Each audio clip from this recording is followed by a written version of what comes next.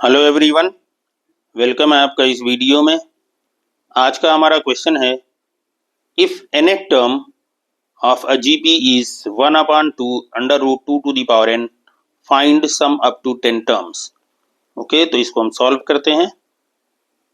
Given that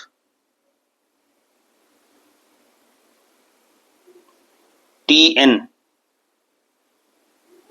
this is equal to 1/2 under root 2 to the power n। तो यहां से हम कैलकुलेट करें, पुट n इक्वल 1, तो t1 हमारा क्या मिलेगा, 1/2 under root 2 to the power 1। This is 1/2 under root 2, तो ये हमारा क्या हो जाएगा, 1/√2। उसी तरह अब हमें t2 कैलकुलेट करना है। t2 हम कैलकुलेट करेंगे, this is t2। Now n equal 2 put करिए, तो 1/2 under root 2 square. Now this is equal to 1/2 under root 2 square means ये 2 हो जाएगा। Now this is equal 1। तो यहां से आपको मिला, वी हैव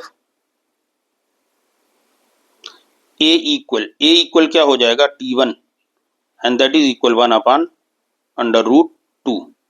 और r कैलकुलेट करना है आपको। r इक्वल क्या होता है, t2/t1। t2/t1। तो देखिए t2 हमारा क्या है, 1 है, t1 क्या है, 1/√2। तो देखिए डिवाइड के नीचे ये डिवाइड में है, तो इसको हम क्या लिख सकते हैं, ऊपर कर देंगे, √2 हो गया। तो a और r हमें मिल गया है। अब हमें क्या करना है, फॉर्मूला। वी नो दैट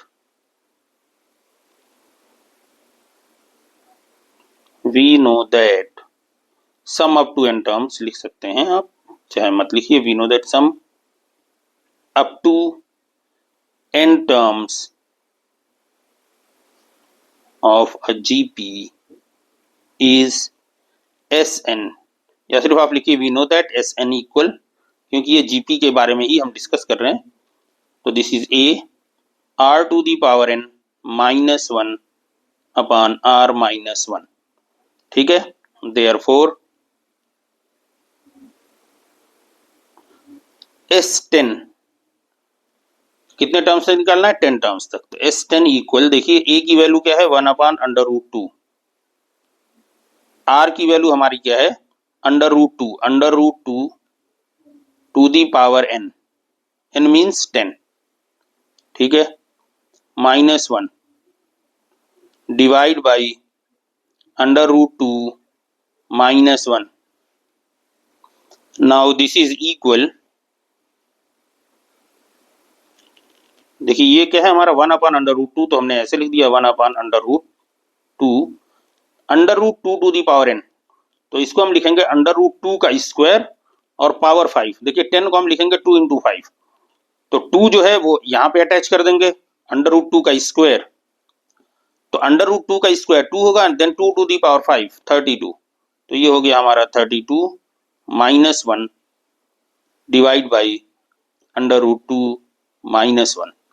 तो फाइनली हमें क्या मिल गया, दिस इज इक्वल, देखिए 32 -1 31 डिवाइड बाई √2 देन √2 -1। तो ये हमारा हो गया answer. S10 is equal, this is और आंसर, दिस इज आंसर।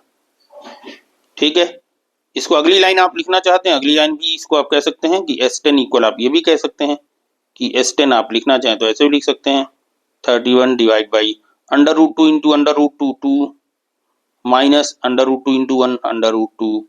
तो आप ऐसे भी लिख दें, इन दोनों में से किसी एक को भी आप लिख दें। कभी कभी MCQ में होता है कि आपको ये ऑप्शन दिया है, आप लिख दें।